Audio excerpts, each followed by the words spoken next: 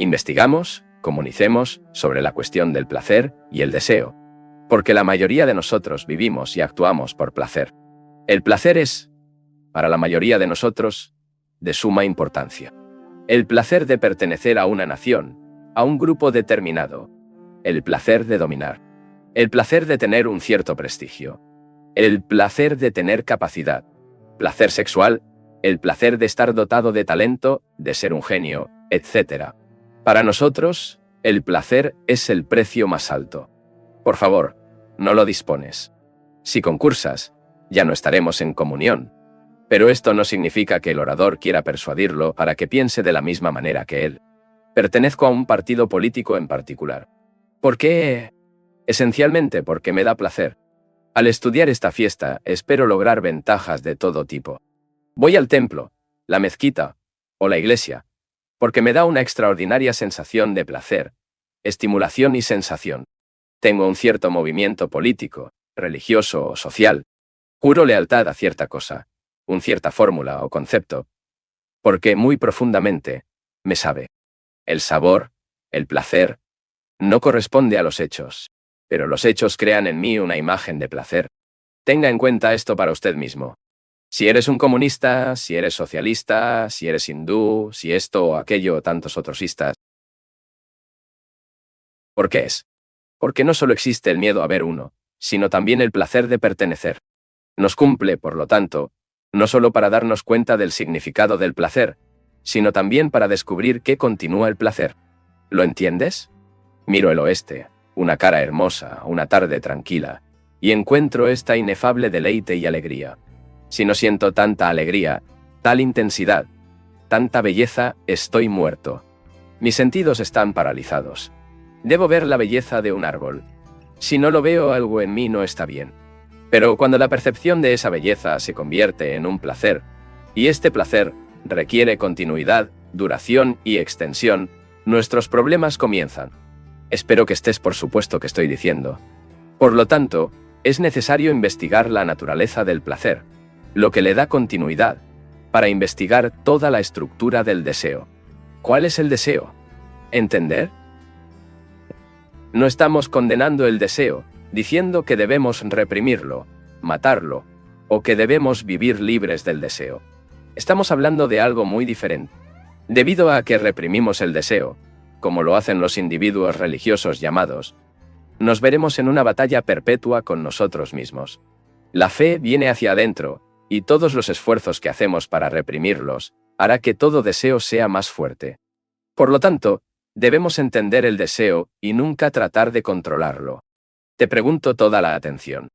Nunca intentes controlarlo, reprimirlo o acomodarlo a un estándar de conducta apropiado dado por nosotros. Para torcerlo de acuerdo con un cierto estándar o cierto estándar, esto requiere la más alta comprensión.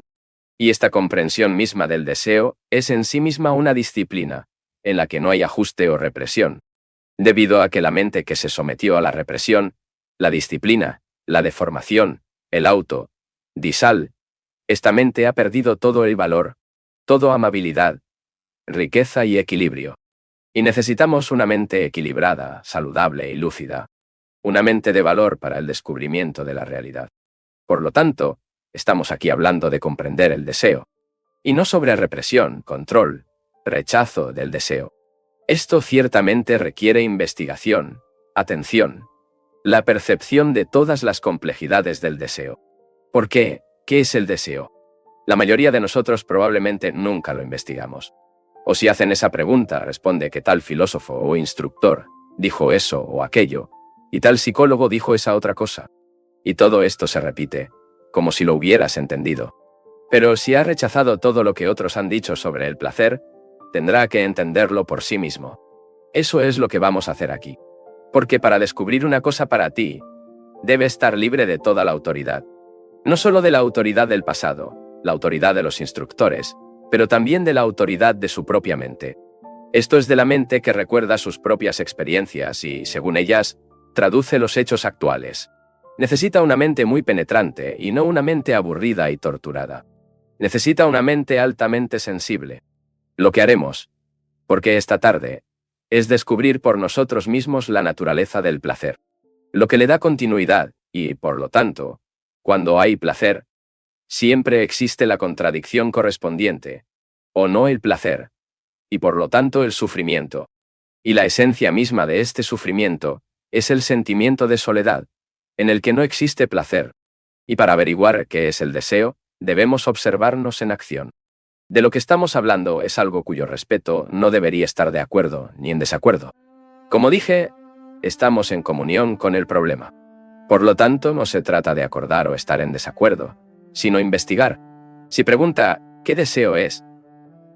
¿Cómo se origina? ¿Cómo se manifiesto?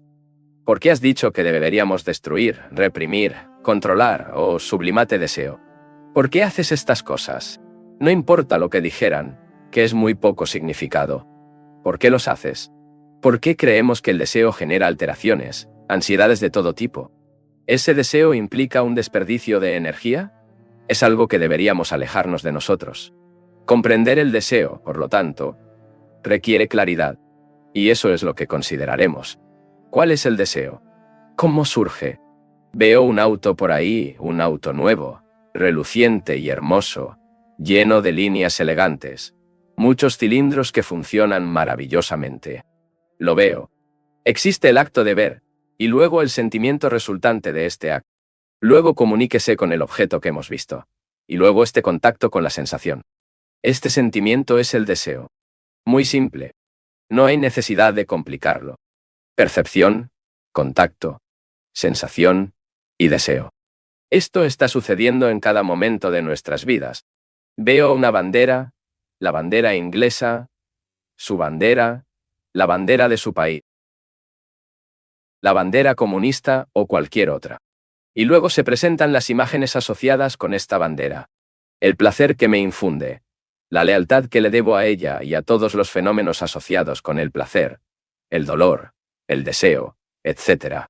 Veo un hermoso árbol en el jardín de otro hombre y deseo tener un árbol idéntico en mi jardín. Veo una cara hermosa y quiero ser igualmente hermosa. Veo a alguien muy talentoso, altamente ubicado, prestigious, y yo también quiero ser así. Percepción, sensación, contacto, deseo. Esto está sucediendo constantemente, consciente o inconscientemente. Al tomar conciencia del hecho y el deseo, si este deseo te da placer, ¿quieres tu continuación?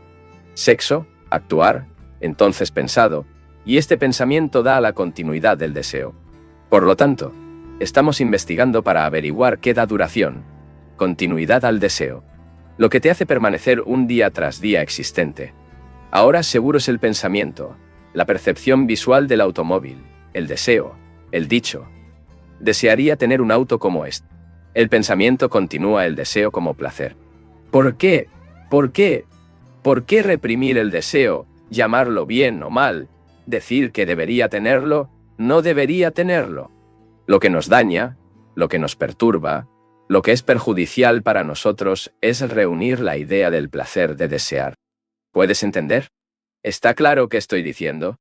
Puedo mirar ese árbol, ver tu belleza, deleite en tu sombra, disfruta de la densidad de la sombra, percibe los tonos, las proporciones, la simetría del árbol, pero en el momento en que se presenta el deseo, y digo que debo tener continuamente este placer, el problema de conservar este placer comienza a existir. El problema de arrestarlo, retenerlo, etc., a lo que se unen el esfuerzo y el dolor. Sin embargo, el árbol se puede observar sin ninguna interferencia del pensamiento. Esta propia observación es consciente de la interferencia del pensamiento en el deseo. Como el pensamiento influye en el deseo, dándole fuerza, continuidad y dinamismo, esta percepción es en sí misma una disciplina. Una disciplina mucho más vital porque crea energía, mientras que otras formas de disciplina disminuyen la energía de la acción. Y también está la contradicción entre el pensador y el pensamiento. En todos nosotros existe esta dualidad y es importante que lo entendamos. Puede ser comunista o socialista, si tenemos que crear un mundo nuevo, una nueva sociedad, una nueva entidad humana. La sociedad solo puede reemplazar en un estado de no contradicción. Para el florecimiento de la bondad, no tiene que haber paz, y ni la guerra ni el odio. ¿Lo entiendes? Siempre vivirás en una atmósfera de odio, agonía, desesperación y ansiedad, situación no es total. Por lo tanto, estamos investigando la cuestión de la contradicción entre el pensador y el pensamiento. El pensador que quiere controlar el pensamiento. El pensador que es el sensor. El pensador que es el experimentador. El observador, observador y observado. Si no comprende esta estructura en la que hay ricas y pobres, mi deseo de ser más importante, más prestigioso, más poderoso que la otra.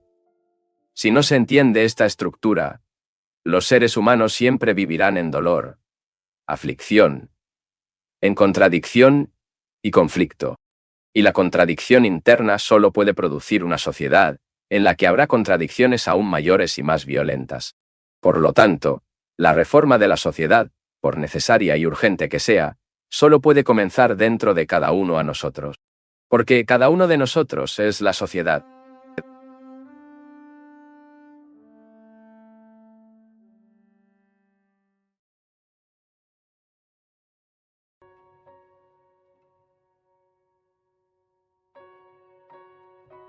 ¿Sabes qué es la belleza?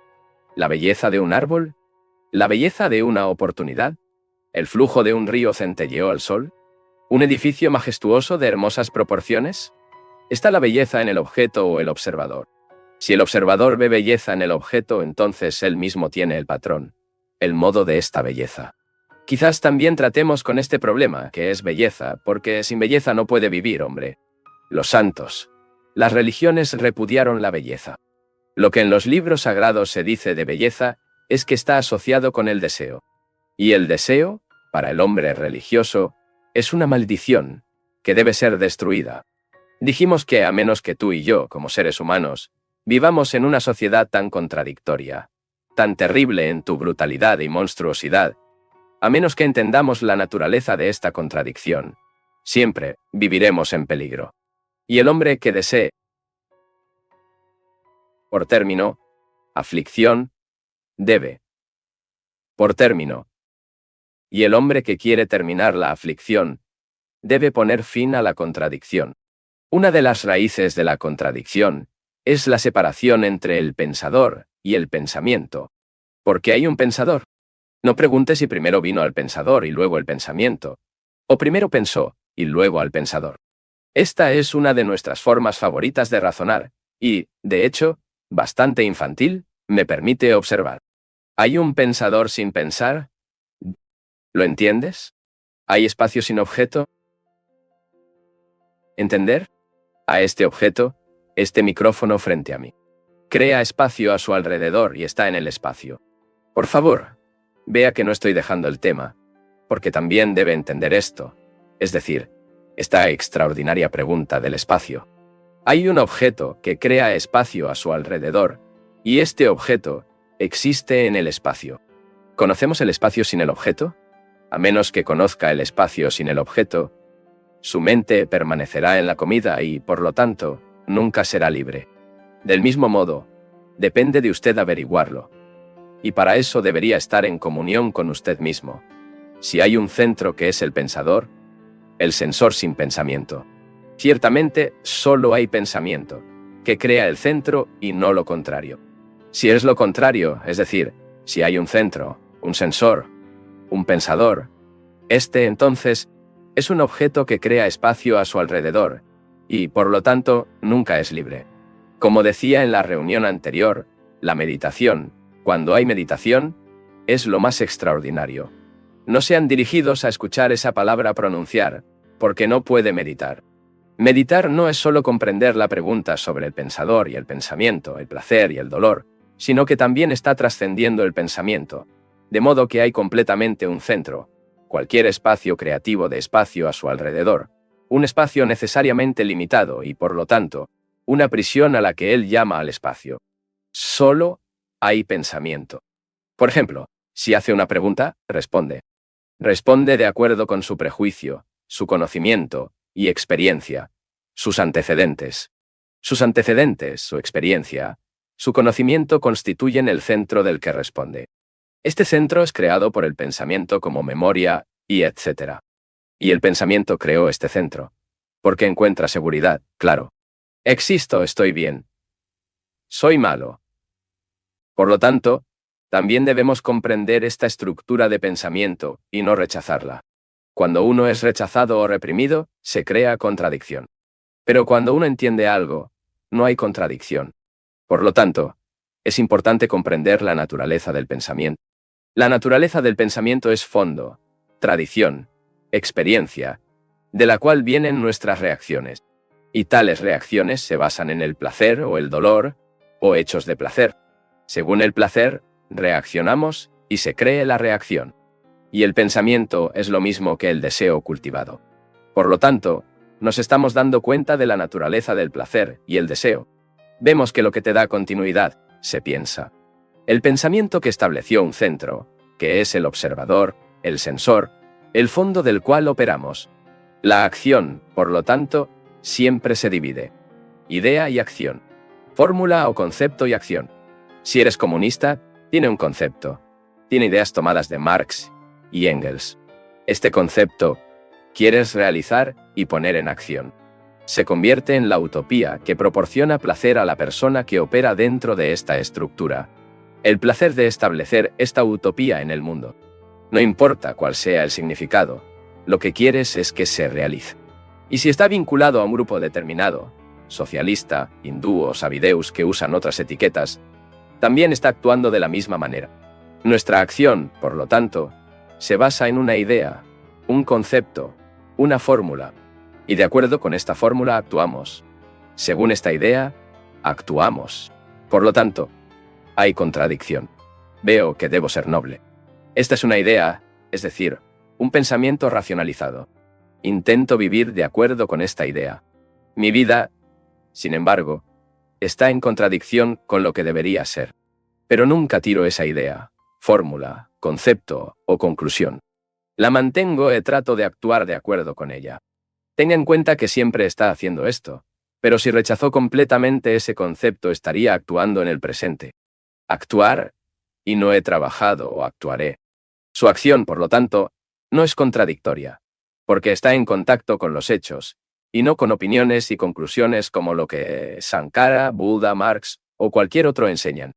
Por lo tanto, se verá que la acción sin una idea, sin concepto, solo es posible cuando estamos en contacto con los hechos y no con conclusiones.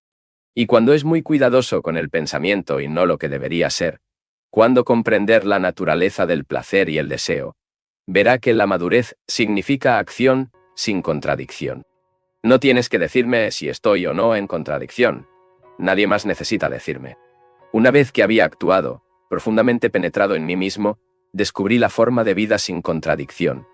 En este mundo monstruoso y estúpido, mundo de violencia y destrucción. Para descubrirlo, tenemos que investigar todos estos hechos. Esta investigación, y no sentada en una esquina, para respirar profundamente, apretando la nariz y repitiendo palabras sin sentido. Esta investigación es meditación. La mente madura no funciona fragmentamente como un hombre comunista, socialista, religioso, irredelante. Un hombre irredelante, musulmán y otros inventos humanos que están dividiendo y destruyendo a los hombres. Solo esta mente madura no funciona fragmentalmente. Solo ella puede crear un mundo diferente. Solo ella puede tener amor. El amor no es cultivable. Él, como la humildad, o existe o no existe. Pero lo encontramos en la oscuridad, sin saber cuándo estamos en comunión con nosotros mismos. Infinito y profundamente. Por lo tanto, viene la exultación del amor.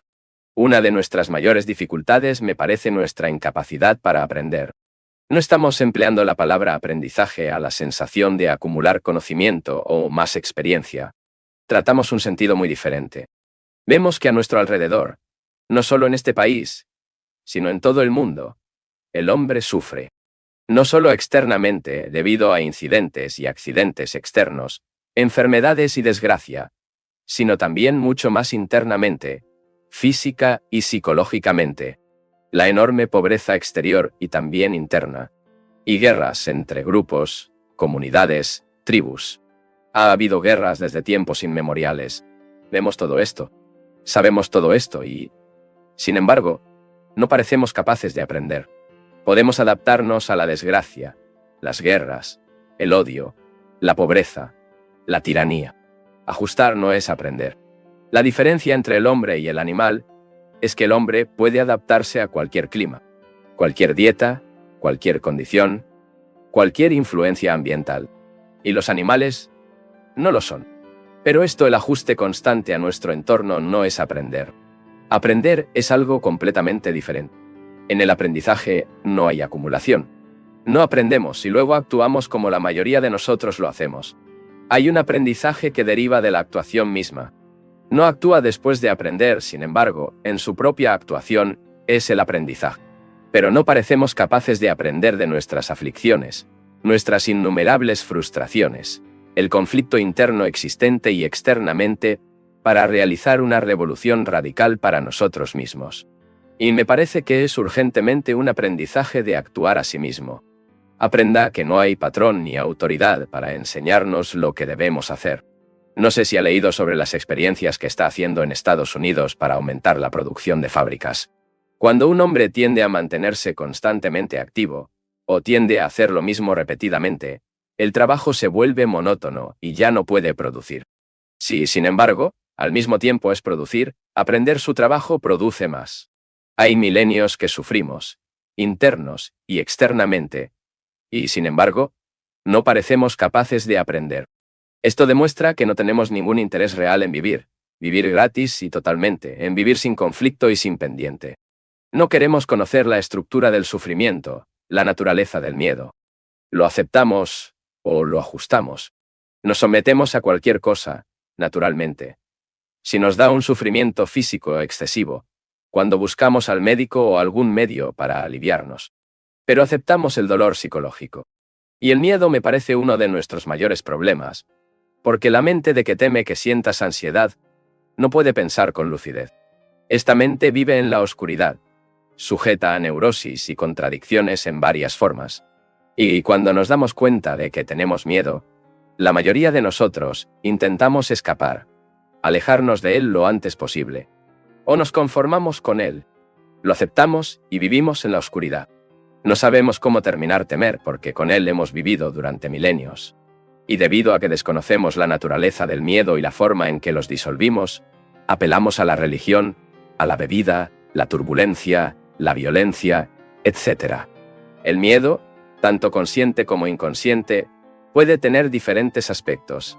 Y para deshacerse de él en su totalidad, y no en parte, necesitamos en lugar de cultivar coraje, investigarlo y comprenderlo.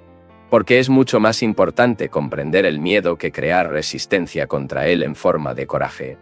Tenemos miedo de perder nuestro trabajo. Tenemos miedo de la oscuridad, la muerte, la opinión pública, tantas cosas. Y con este miedo, estamos viviendo. Bueno, puedes escuchar lo que estás diciendo, pero las meras palabras, el mero intelecto, no pueden eliminar este miedo. Lo que tenemos que hacer es aplicar a la investigación del miedo, contactarlo directamente y nunca huir. Para las religiones de todo el mundo, ofrece al hombre un escape al miedo fundamental a la muerte. Darte una vida futura esperanza en diferentes formas. Hay religiones que intentan cambiar al hombre, civilizarlo, hacerlo más humano.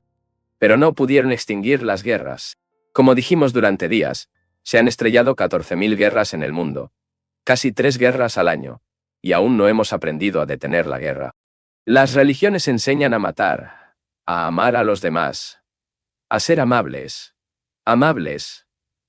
a pensar en el otro. Y nada de eso estamos haciendo. Las religiones se han convertido en meros rituales, como si las grandes corporaciones sin ningún significado en la vida. Y es absolutamente necesario que los seres humanos tengan una mente religiosa.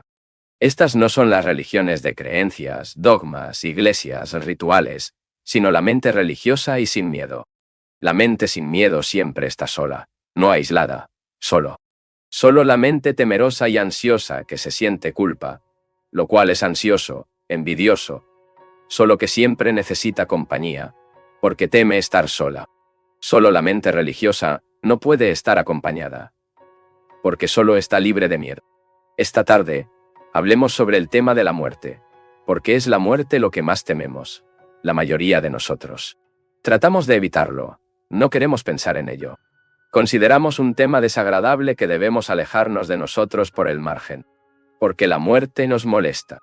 Tenemos una creencia en la resurrección, continuidad, inmortalidad, reencarnación, pero esta creencia no resuelve el problema del miedo.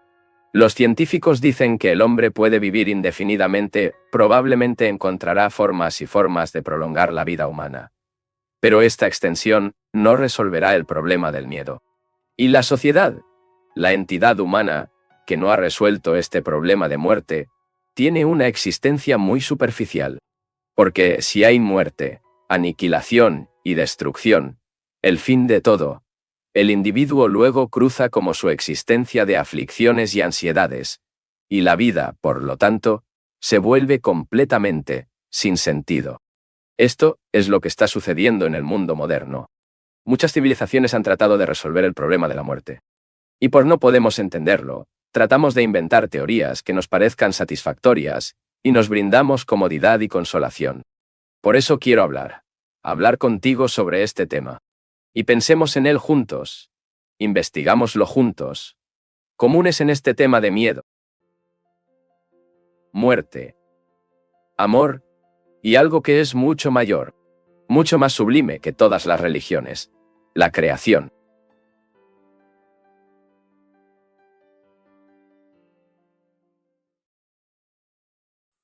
Si te quedaste hasta aquí, si detuviste tu día para escuchar, eso ya te diferencia de la mayoría.